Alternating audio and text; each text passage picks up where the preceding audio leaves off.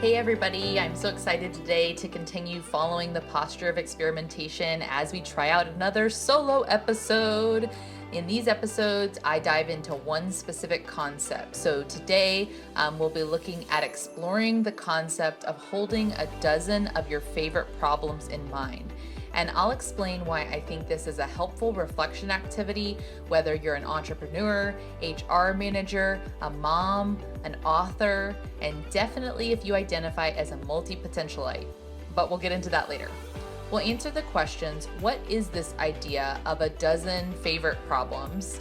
Why is it worth considering? What am I going to get from doing this reflection activity? And then I'll share the steps I developed to narrow and identify and test out your own favorite dozen problems. So without any further ado, here's my episode exploring this idea of holding a dozen of your favorite problems in mind. Welcome to the Building Thinkers podcast. Today, I'm so delighted to be sharing a solo episode where we will explore one concept or idea, explaining what it is, why it matters, and then I'll share some practical tips for implementing that concept in our context. And we're going to just kind of see how this feels, what y'all think, and if we should do some more episodes like this. And so in case this is the first episode that you've listened to, welcome. I'm so glad you're listening and or watching.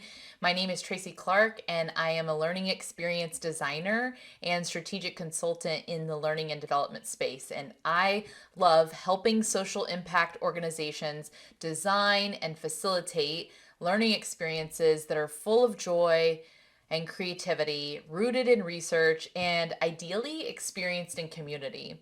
And on this podcast, I typically interview professionals in all different industries, and we explore their career pathways and what brought them to the work they're doing today, and their if only people knew statements when it comes to their industry or specialty. So if any of that is of interest to you, you can check out all those episodes or just scan through the topics of interest.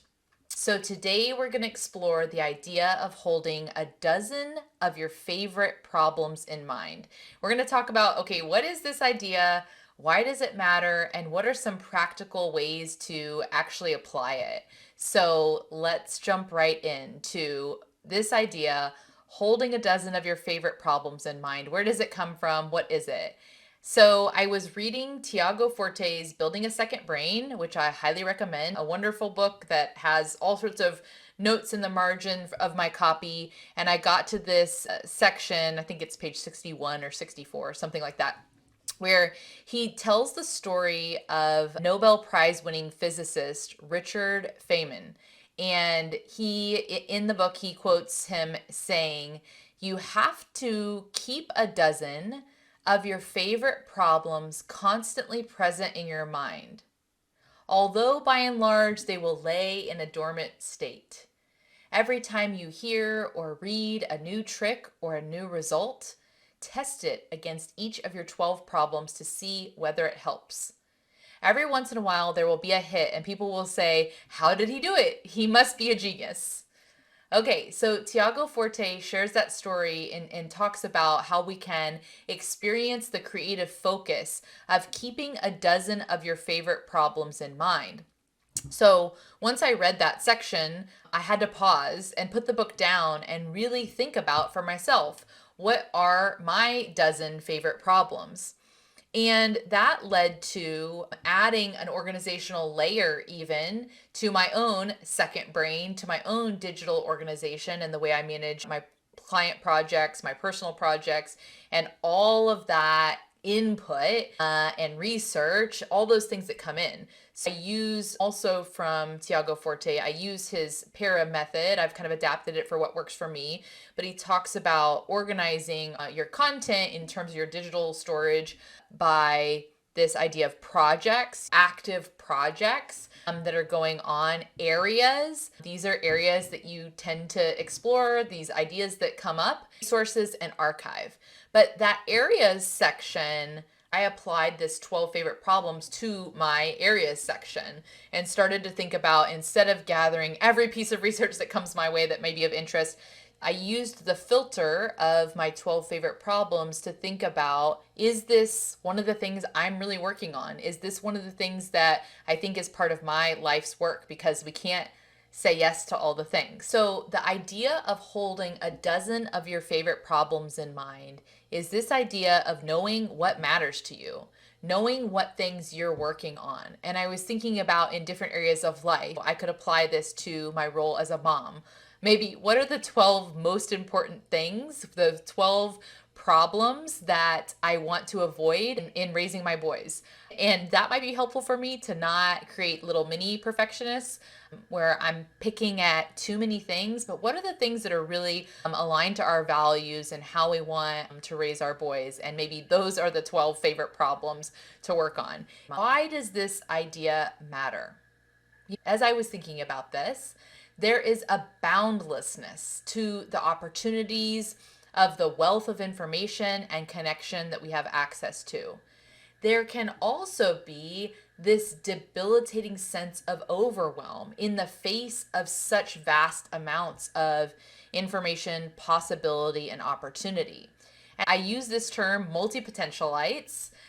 These are people who feel like there's a lot of different things they could do. They have a lot of different skills. They have a lot of different potential opportunities, and they might have a little bit of trouble narrowing and focusing, or they might dabble in this direction a little bit, make a little progress in this direction, but are having some trouble narrowing into what is most important for them in this season of time. So multipotentialites feel this incredible sense of possibility all the time. Yet, that very thing that feels like possibility can leave us in a state of analysis paralysis, or, like I mentioned, this disjointed progress, a little bit in many scattered directions. In order to clarify and make progress in the things that we most need to do, in the work that is our important life work, this is a really helpful tool. It helps us to get more clear about what matters to us, what's the work we want to be doing. It's also a very nice filter for what we say no to. When I did this activity for myself, I want to share with you my 12 favorite problems, the things that I realized are my life's work, my constant curiosities, the problems that I love solving for myself and for others. And I decided to write mine in question form. I love the design thinking prompt, how might we? It keeps me in a place of curiosity and wonder instead of fear or concern. And so I wrote mine all as questions. And I want to share these with you. And then I want to share how I got to these as our final piece. So, number one, my question, how might we help activate human potential? So, this is, of course, all about learning and the potential that's inside all of us, and whether that is students or in the corporate learning world or as parents with our children. This is number one for a reason. That one for sure is what drives me often. I often think about the Todd Rose end of average quote, human potential is nowhere near as limited as the systems we've put in place assume. And that really drives this connection to how do we activate human potential in systems, in learning experiences, in thinking about even mindsets and behaviors of how we show up as learners and develop things like growth mindset and perseverance. All right, number two, how might we increase flow and creativity to bring joy to work?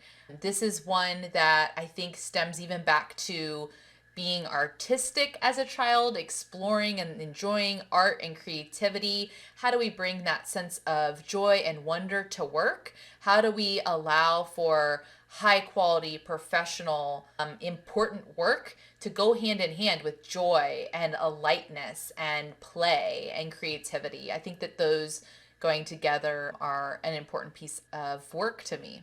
Number three, how might we close the research practice gap across social impact sectors? Okay, this is a big one. This one is also sometimes referred to as the knowing doing gap. I think this connects to the approach I bring to learning experience design and consulting work. So many things are possible to work on in this area to synthesize research. A lot of times I end up in a role taking high quality research and best practice, working to synthesize it and getting it into the hands of people that will not just read the paper, but do the things that are in the research that they can put it into practice, make it their own. Number 4, this is another big one. How might we bring impactful order out of chaos? So this, it comes from the side of me that loves organizing, that loves color coding my books, and the same thing in my consulting relationships with my clients, where I might be partnered with somebody that we're looking to make change, and we need to bring some order first. We need to do a research scan and some analysis and start to really think and be thoughtful. And so bringing that calm order and centeredness is really important to me, professionally and personally. Number 5, how might we make thinking visible? This comes from probably the last 12 years of exploring the making thinking visible strategies from Harvard's Project Zero, some of Ron Richard and his collaborators' work. I took their course probably about 12 years ago, and I think that the sentence stems that came from that work are really valuable, and I often find myself leveraging those in content.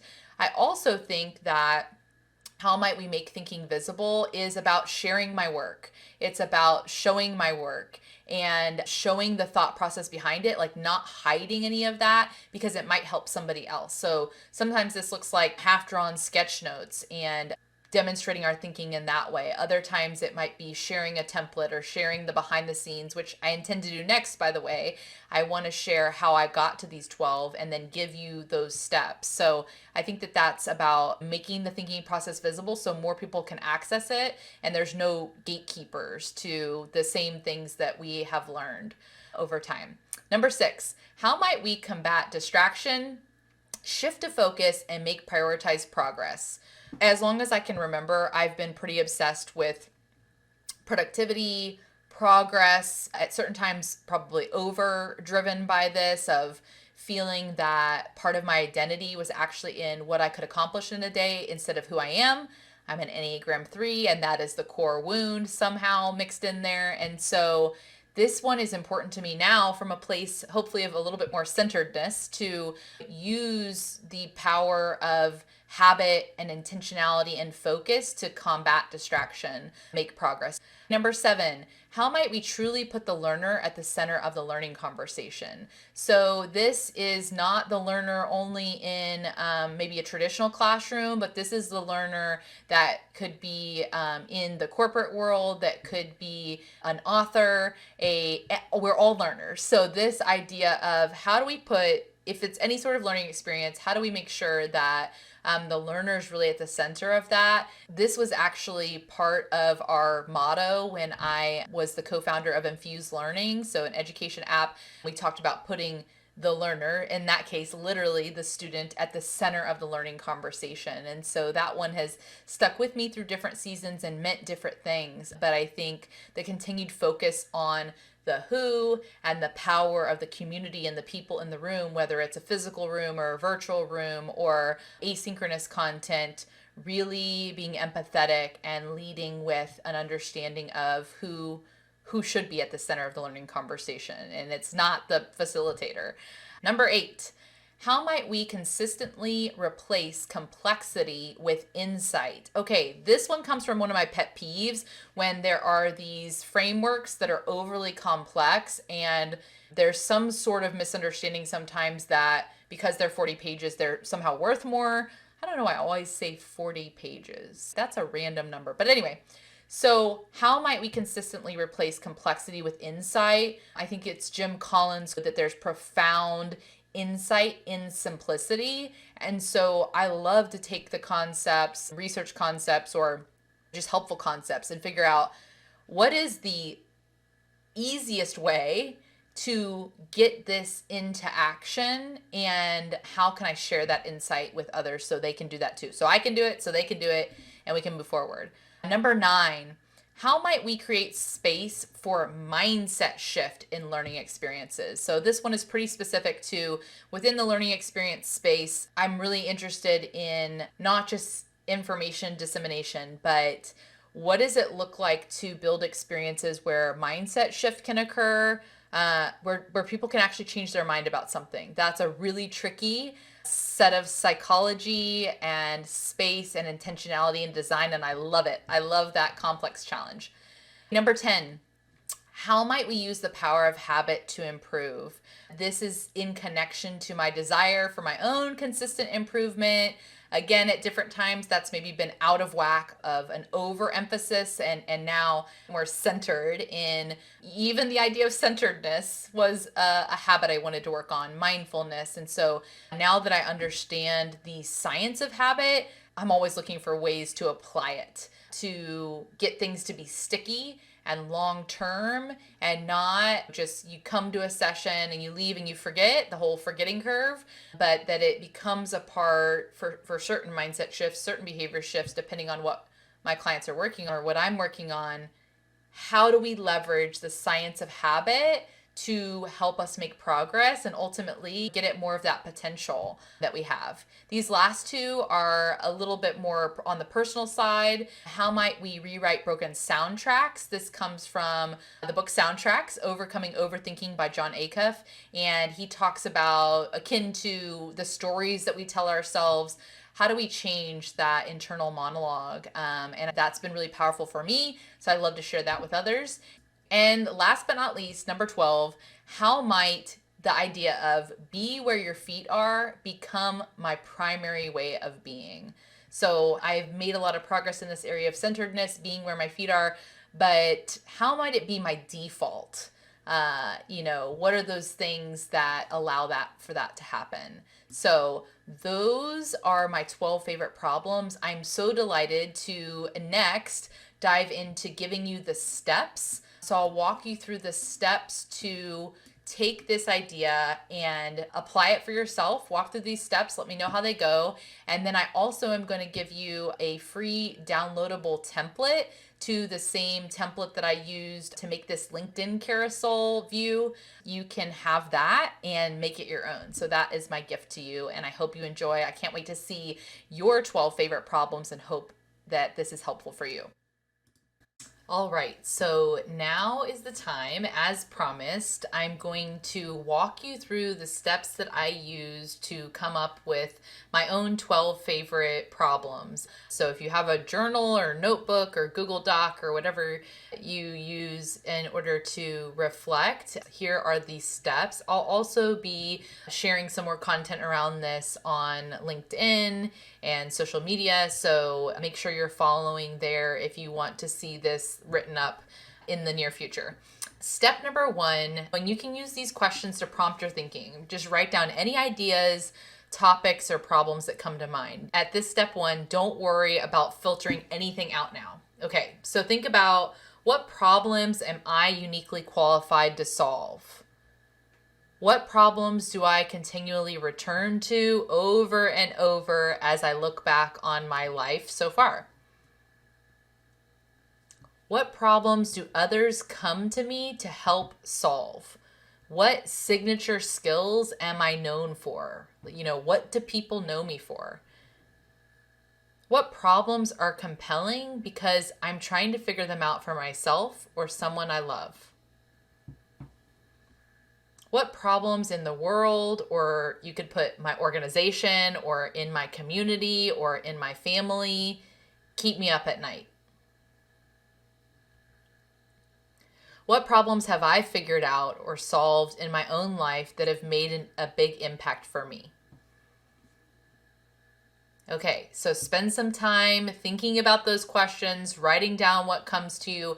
I love a good sticky note for something like this, whether that's virtual or physical, because then you can kind of move these around in these next steps, but you do whatever works for you. So Perhaps if you have those on sticky notes, then step 2 is a little easier, which is which of these ideas could be combined or simplified, or, they represent the same concept. So put those together. Like if you have stickies, stack them on top of each other. If you're writing them down, maybe cross out one, like put them together, those ideas that are combined.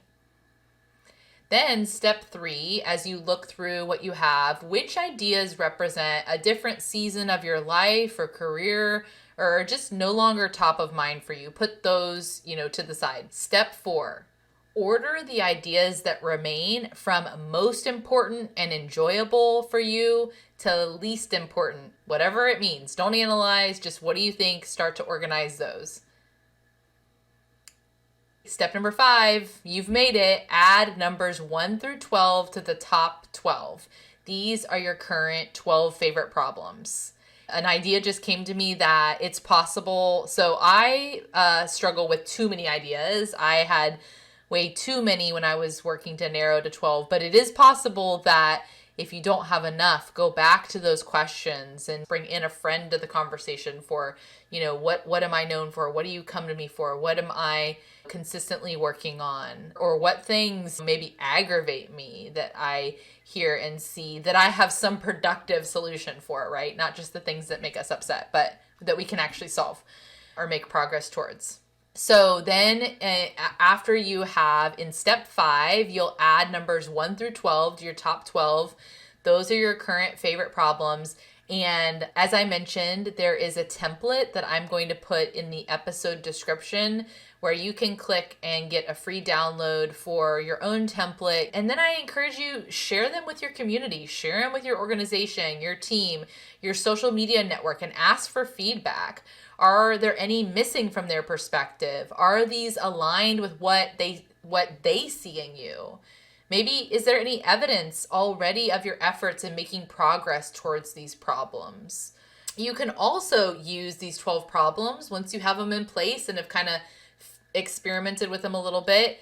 Use them as a filter. We talk about this in our learning agility cohort about how we can filter the input in order to ensure we're making progress on the things that most matter to us when it comes to learning and growth.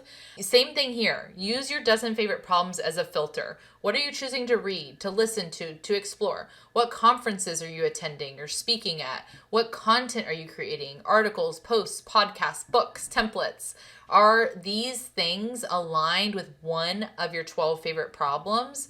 If not, why are you doing it?